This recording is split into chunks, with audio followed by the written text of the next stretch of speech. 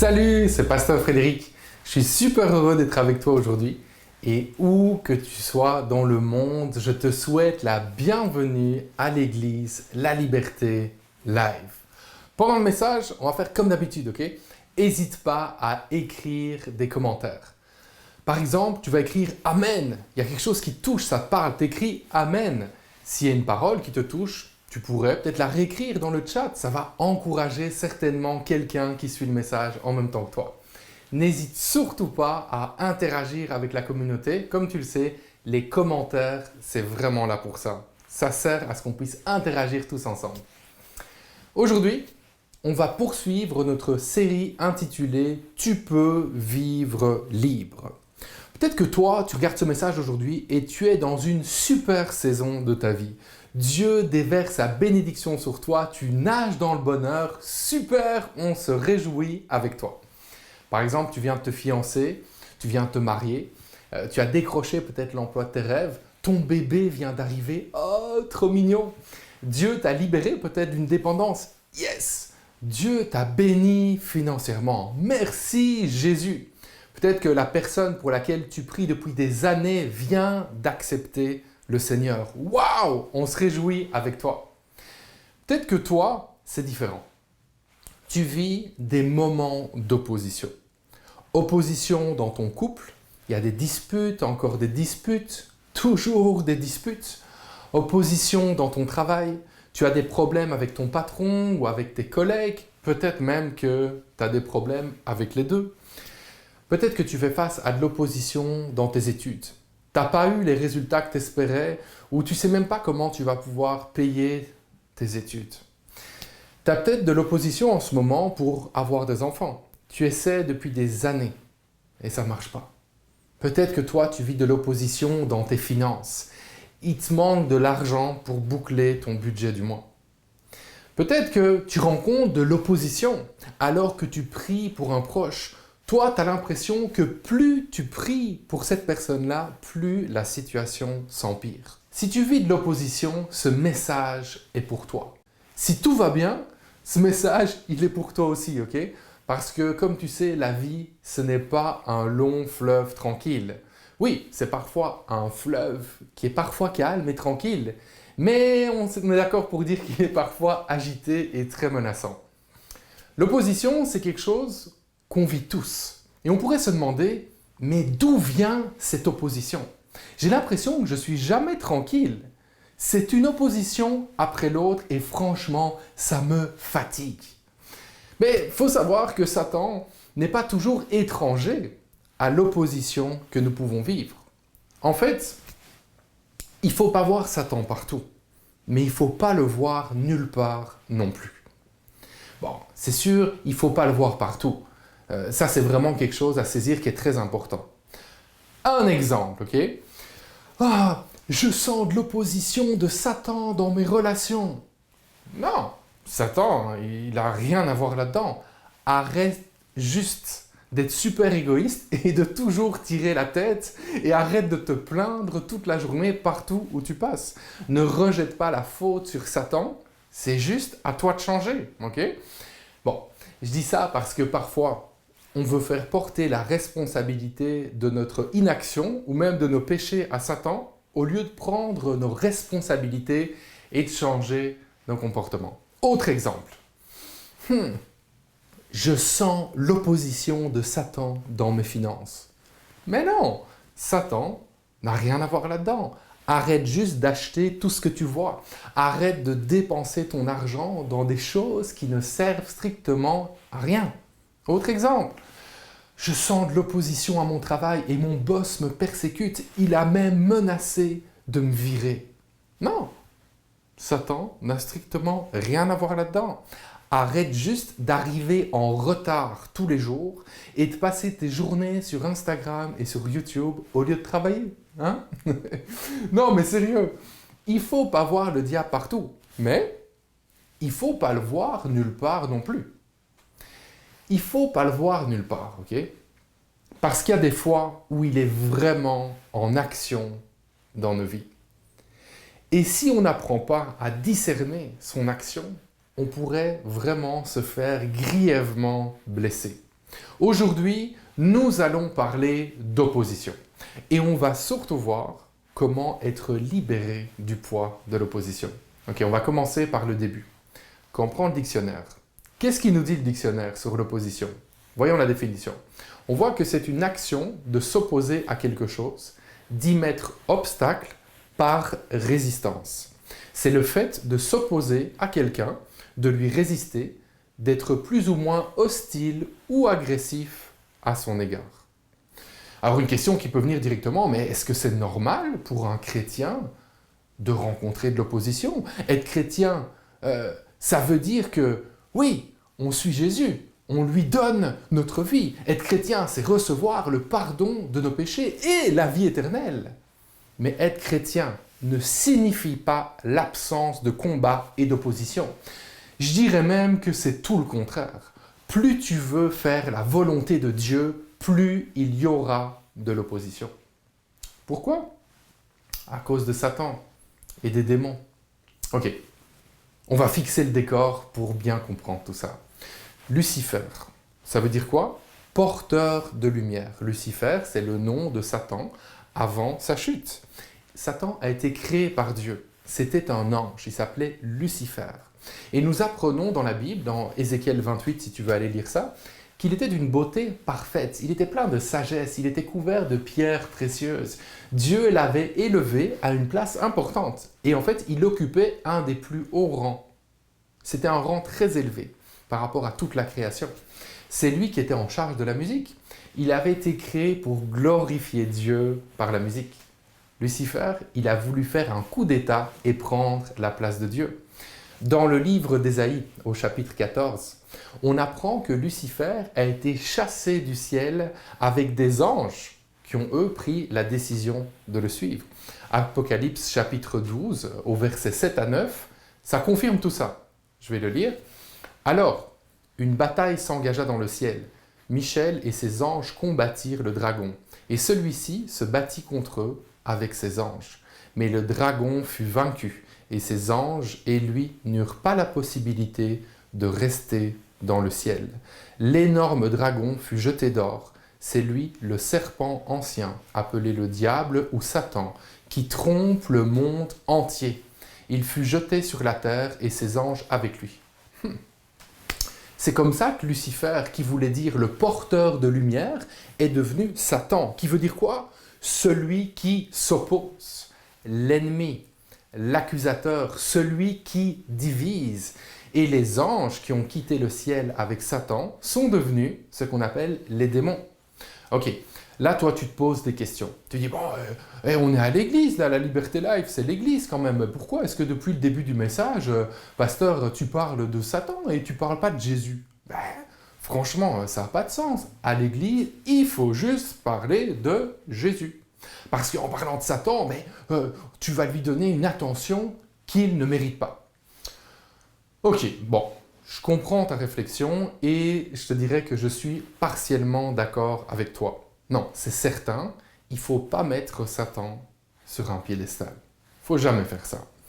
Mais on doit pouvoir connaître les stratégies de notre ennemi pour pouvoir déjouer ses pièges. Voici une réflexion que je trouve vraiment très intéressante qui résume bien cette pensée. C'est une réflexion qu'on trouve dans un livre qui s'intitule « L'art de la guerre ». C'est un traité militaire chinois qui date de plusieurs siècles avant Jésus-Christ et qui nous dit ceci. « Connais ton ennemi et connais-toi toi-même. Eussiez-vous 100 guerres à soutenir, 100 fois vous serez victorieux. Si tu ignores ton ennemi et que tu te connais toi-même, tes chances de perdre et de gagner seront égales. Si tu ignores à la fois ton ennemi et toi-même, tu ne compteras tes combats que par tes défaites. » J'aime cette image. Et voici ce que ça pourrait donner si on appliquait ce principe à nos vies en tant que chrétiens. Ok, donc tu as vu le texte, là je l'ai lu. Maintenant, j'ai refait ma propre version du texte. Je l'ai un peu arrangé, tu vas voir. 1. Si tu ne connais pas les stratégies que Satan utilise pour te détruire et que tu ne connais pas ton identité en Jésus-Christ, tu vas mener 100 batailles et tu vas en perdre 100. 2. Si tu ne connais pas les stratégies que Satan utilise pour te détruire et que tu connais ton identité en Jésus-Christ, tu vas mener 100 batailles, tu vas en remporter 50 et en perdre 50. Et 3, si tu connais les stratégies que Satan utilise pour te détruire et que tu connais ton identité en Jésus-Christ, tu vas mener 100 batailles et tu vas toutes les remporter.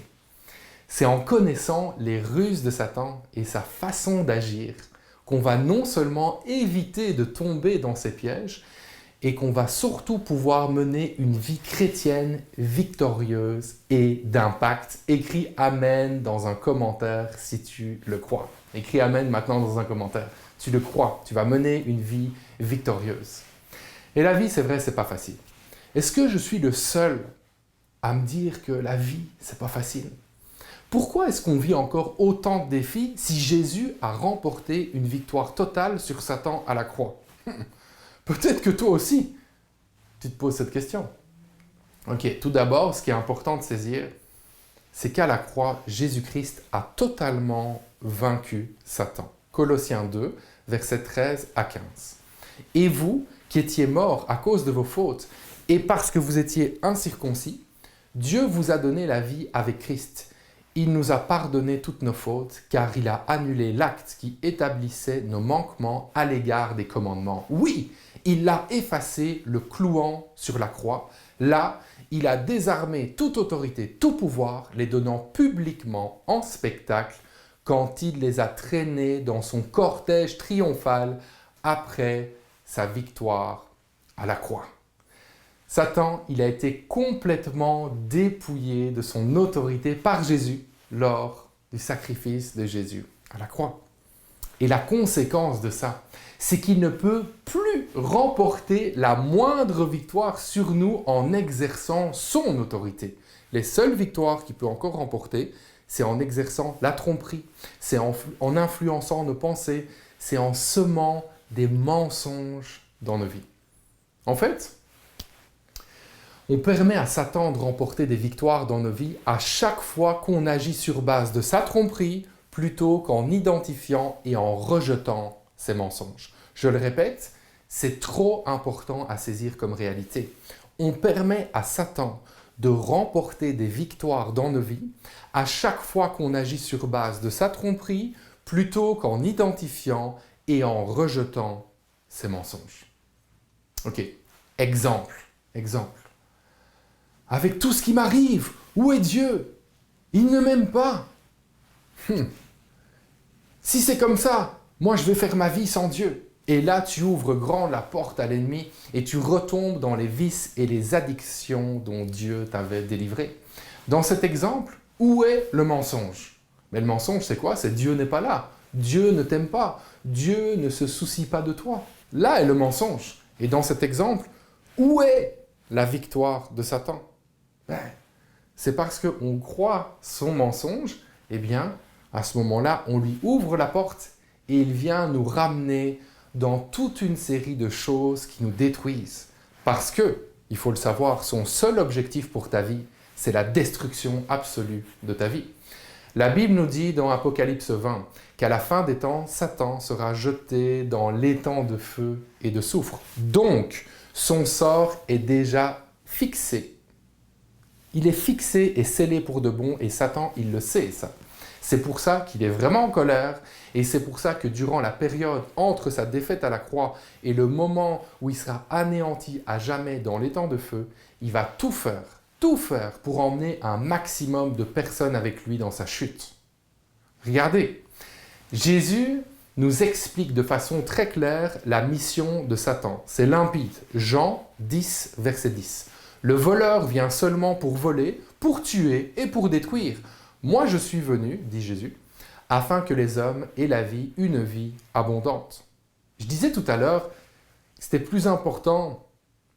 vraiment très important en fait d'en savoir plus sur les œuvres de Satan pour pouvoir les contrer.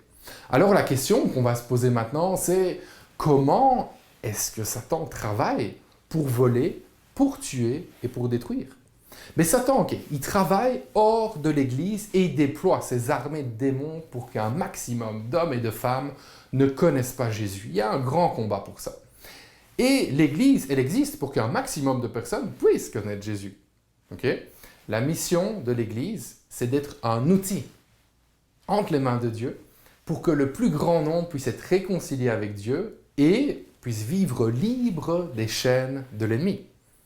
La mission de l'Église, c'est de faire de toutes les nations des disciples et ainsi mettre en échec le plan de destruction que Satan a prévu en fait pour chaque être humain. Est-ce que vous avez remarqué ce que j'ai remarqué? Le but premier de l'Église, c'est pas de combattre Satan. Le but premier de l'Église, c'est de servir Dieu et voir la mission de Dieu s'accomplir. Et alors que cette mission est en route, alors que cette mission est prise au sérieux, Satan est mis à terre. Mais attention, il ne travaille pas uniquement en dehors de l'Église. Satan travaille aussi dans l'Église et il faut le savoir. En fait, voici ce qui se dit. Ok, j'ai pas réussi à les maintenir loin de Dieu, alors maintenant je vais travailler fort pour les rendre sans puissance. Voici quelques exemples de ce que Satan fait alors qu'il travaille fort dans l'Église.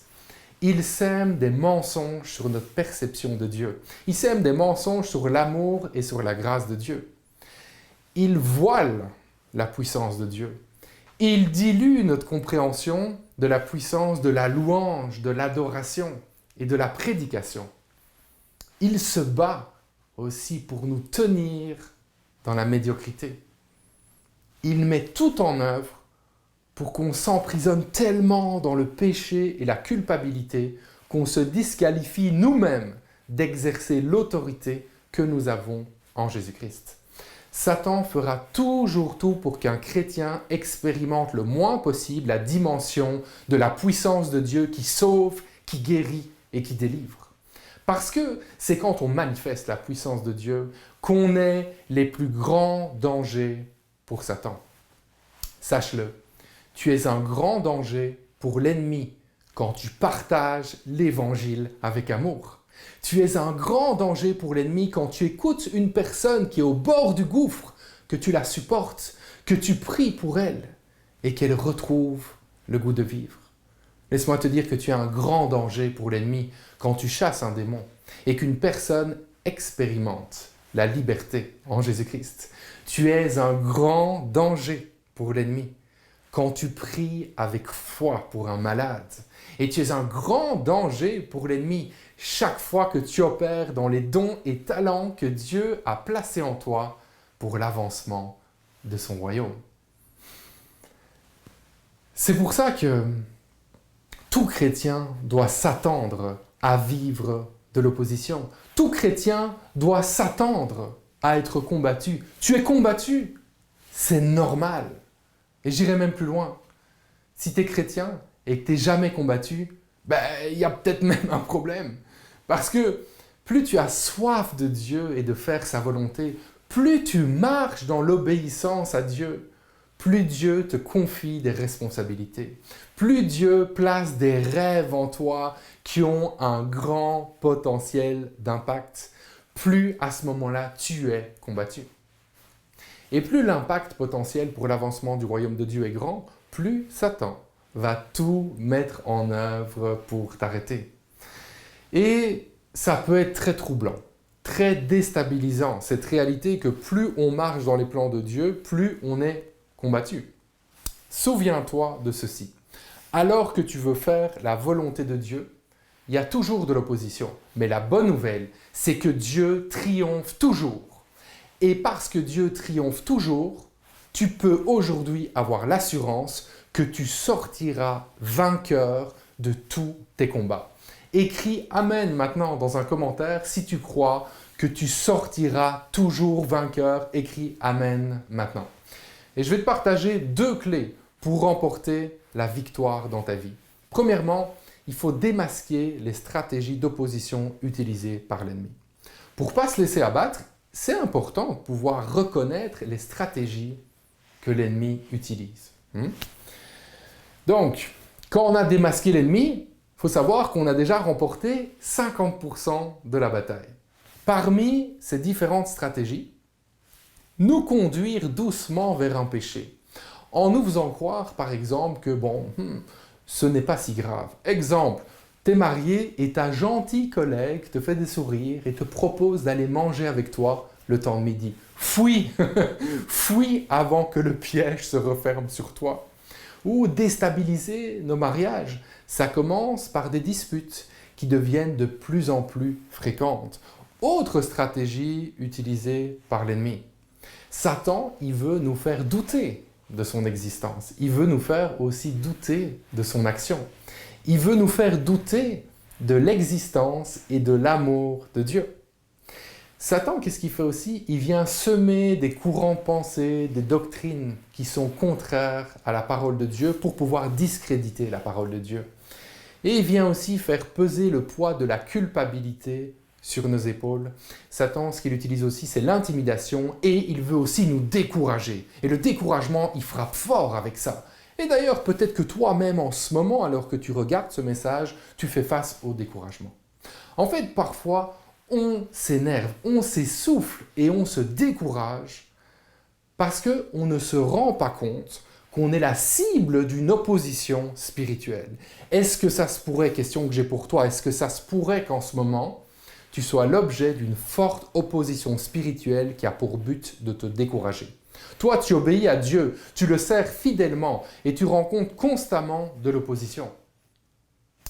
Et cette opposition que tu rencontres alors que tu es fidèle à Dieu, ça peut prendre plusieurs formes. C'est peut-être des frustrations que tu vas vivre dans ton travail, avec tes collègues, avec ton boss, avec tes clients. C'est peut-être des événements qui se produisent, qui sont juste hors de ton contrôle, une maladie, un accident, des pertes de revenus. Peut-être un sentiment d'être incompris. Peut-être que c'est des trahisons de personnes qui étaient autour de toi et que toi vraiment tu estimais. Et toutes ces choses ont pour conséquence que tu te dis ceci. C'est trop, je vais arrêter. Je vais arrêter. Je fais tout ce que je peux, je donne le maximum. Et c'est ça le résultat. C'est ça le résultat. Dans ces conditions-là, moi je préfère arrêter. Eh bien là, je m'adresse en ce moment à une ou plusieurs personnes qui doivent entendre ça. Tu dois entendre ça. N'arrête pas, car tu n'imagines pas l'impact que tu as. Tu n'imagines pas à quel point ce que tu fais pour Dieu fait la différence dans la vie des autres. Satan veut absolument que tu arrêtes, car plus tu continues, plus tu contribues à ce que des gens s'approchent de Dieu, et c'est exactement ce que Satan ne veut pas. Et la deuxième clé que j'ai pour toi, pour remporter la victoire, c'est que tu prennes autorité sur Satan. Prendre autorité sur Satan, ça veut dire lui faire savoir que nous savons qu'en Jésus-Christ, nous sommes plus puissants que lui. Qu'avec l'autorité que Jésus nous a confiée, nous avons le pouvoir de le chasser ainsi que tous ces démons. Que par l'autorité que Jésus nous a donnée, nous avons la pleine victoire et nous pouvons vivre libres.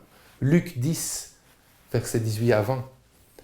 Il leur répondit, c'est Jésus qui parle, « Je voyais Satan tomber du ciel comme l'éclair. Écoutez, et c'est une parole pour toi aujourd'hui, je vous ai donné le pouvoir de marcher sur les serpents et les scorpions et d'écraser toutes les forces de l'ennemi sans que rien ne puisse vous faire du mal. Toutefois, ce qui doit vous réjouir, ce n'est pas de voir que les esprits mauvais vous sont soumis, mais de savoir que vos noms sont inscrits dans le ciel. »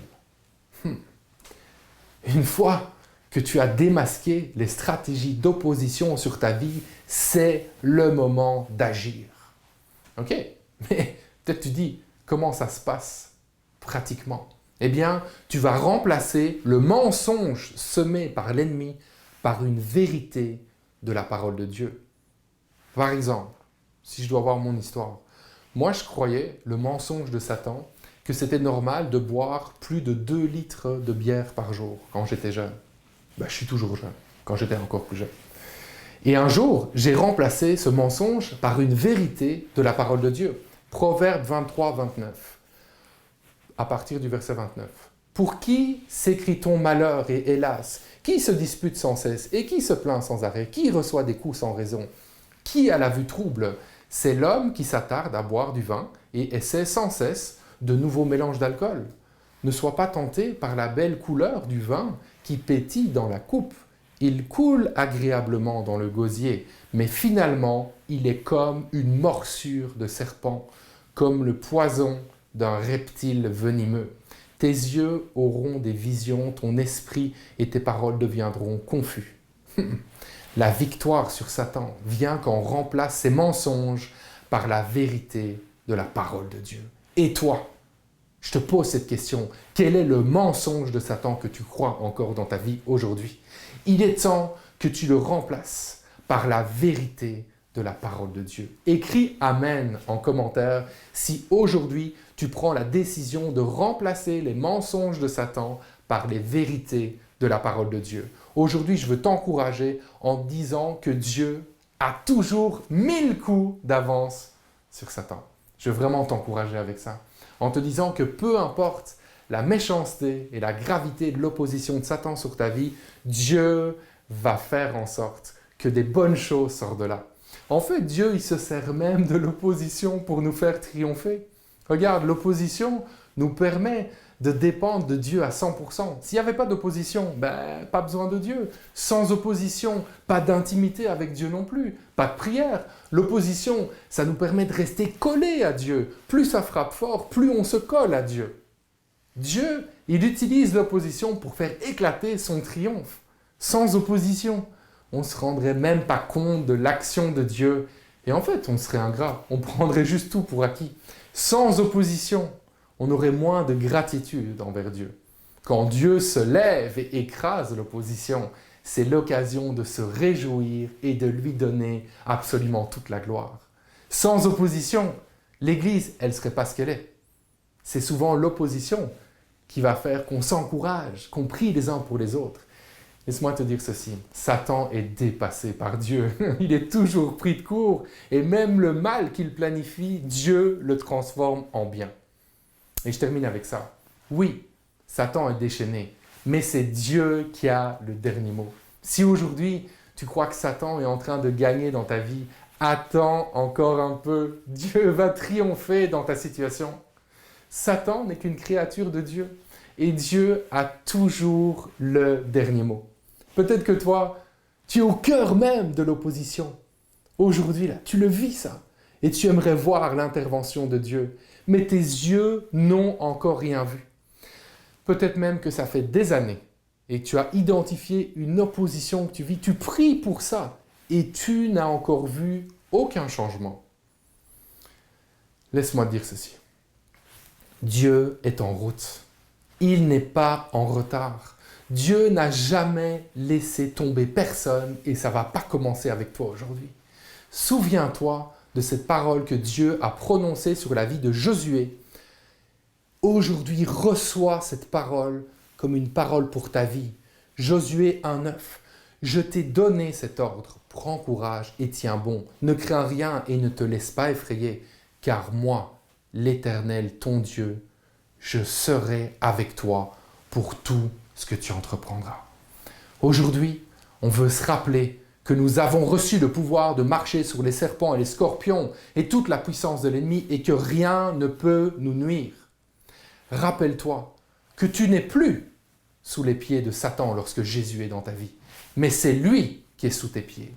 Rappelle-toi qu'en Jésus-Christ, tu as la victoire. En Jésus-Christ, tu es libre et en Jésus-Christ, tu triomphes de toute opposition.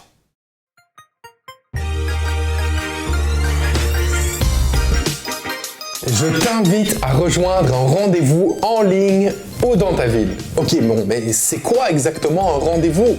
Un rendez-vous, c'est un groupe de 5 à 10 personnes qui se réunissent en ligne ou dans ta ville pour vivre à fond la communauté et grandir ensemble dans leur marche avec Dieu.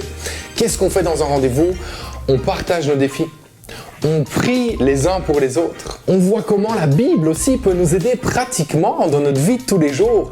Et bien sûr, on s'encourage mutuellement à marcher dans notre destinée. Que ça soit en ligne ou dans ta ville, je t'invite à rejoindre un rendez-vous dès maintenant. Pour participer, visite notre site web www.laliberté live et clique sur Rendez-vous en haut dans le menu.